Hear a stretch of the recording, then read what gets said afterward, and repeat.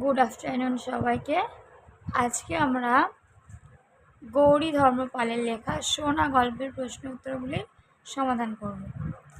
চলো শুরু করা যাক। দেখো, একটি বাক্যে উত্তর দাও। ফার্স্ট কোশ্চেন রয়েছে, সোনা কে? তার বাবা মা কেন বাড়িতে বেড়া দিয়েছেন? সোনাকে? সোনা হলো চাষির মেয়ে। চাষির মেয়ে সোনা।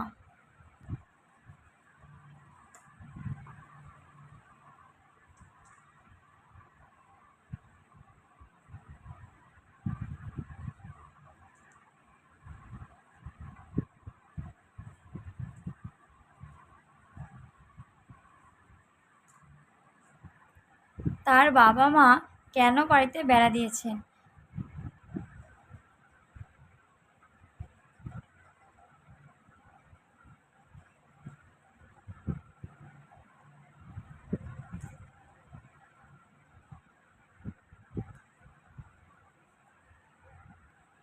সোনা হামাগুড়ি দিয়ে যেন বাইরে বেরিয়ে না যায়, তার জন্য তার বাবা মা বেড়া দিয়েছিলেন।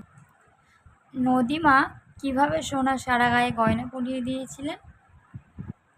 নদীমা নদী থেকে স্নান করে আসার পর সোনার গায়ে সোনার রেণু লেগেছিল। এভাবেই নদীমা সোনার গায়ে গয়না পরিয়ে দিয়েছিল। দেখো, পরবর্তী প্রশ্ন কি রয়েছে, চোরটি সোনাকে কখন চুরি করে নিয়ে গিয়েছিল?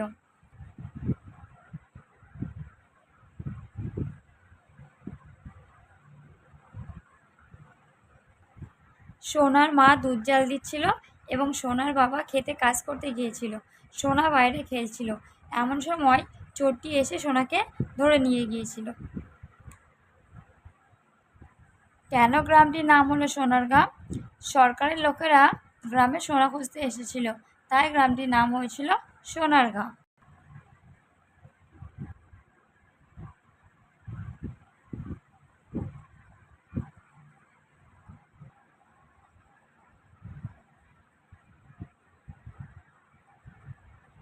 পরবর্তী প্রশ্ন দেখো, সরকারের লোকেরা কী কাজ করবে বলে সোনাদের গ্রামে এসেছিল?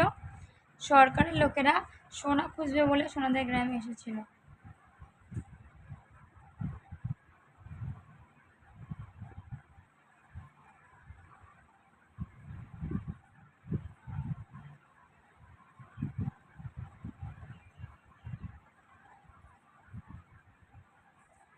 নদীতে সোনা খুঁজবে বলে সরকারের লোকেরা গ্রামে এসেছিল।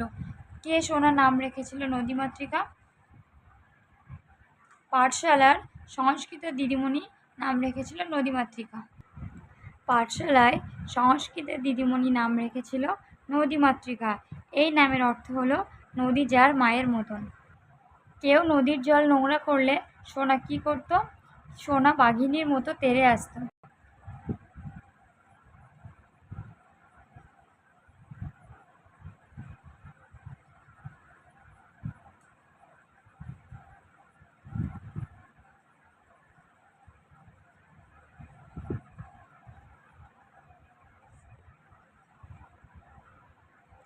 আজ এই পর্যন্তই থাক, ফিরে আসবো নতুন কোনো ভিডিওতে। ততক্ষণে সবাই ভালো থেকো।